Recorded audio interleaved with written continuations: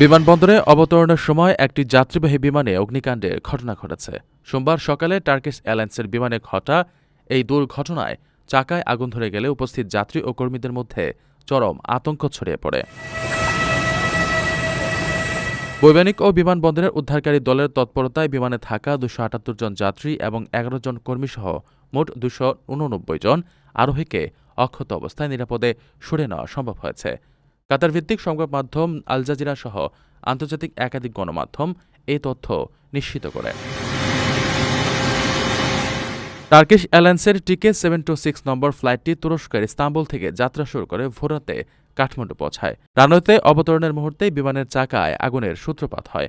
আগুনের শিখা দেখা দেওয়া মাত্রই বিমানবন্দরে উপস্থিত দমকল বাহিনী দ্রুত পদক্ষেপ গ্রহণ করে এবং অল্প সময়ের মধ্যেই আগুন নিয়ন্ত্রণে আসে। ঠিক কী কারণে বিমানের চাকায় অগ্নিকাণ্ড ঘটল তা এখনও নিশ্চিত হওয়া যায়নি। দুর্ঘটনার প্রকৃত কারণ অনুসন্ধানে সংশ্লিষ্ট কর্তৃপক্ষ ইতিমধ্যে তদন্ত শুরু করেছে। ভৌগোলিক অবস্থানের কারণে নেপালের এই বিমানবন্দরটি বিশ্বের অন্যতম ঝুঁকিপূর্ণ বিমানবন্দর হিসেবে পরিচিত। এটি একটি টেবলটপ বিমানবন্দর, যা আশপাশের সমতল ভূমি থেকে উঁচুতে অবস্থিত এবং রানওয়ের এক বা একাধিক দিকে খাড়া ঢাল রয়েছে। এমন রানওয়েতে বিমান ওঠানামা করার ক্ষেত্রে পাইলটের বিশেষ দক্ষতা ও অভিজ্ঞতার প্রয়োজন হয়।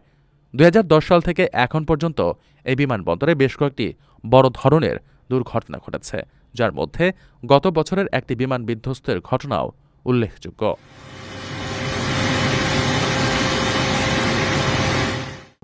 প্রবাসীদের জন্য নির্মাণ হচ্ছে দেশের প্রথম স্মার্ট সিটি, যেখানে থাকছে স্কুল, মসজিদ, হাসপাতাল, সুইমিং পুল, হেলিপ্যাড, পাঠাগার, জিম, সুপারমার্কেট, শিশু পার্ক সহ সকল নাগরিক সুবিধা।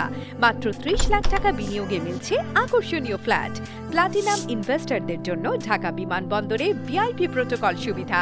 বিস্তারিত জানতে যোগাযোগ করুন স্ক্রিনে দেয়া হোয়াটসঅ্যাপ অথবা ইমো নাম্বারে।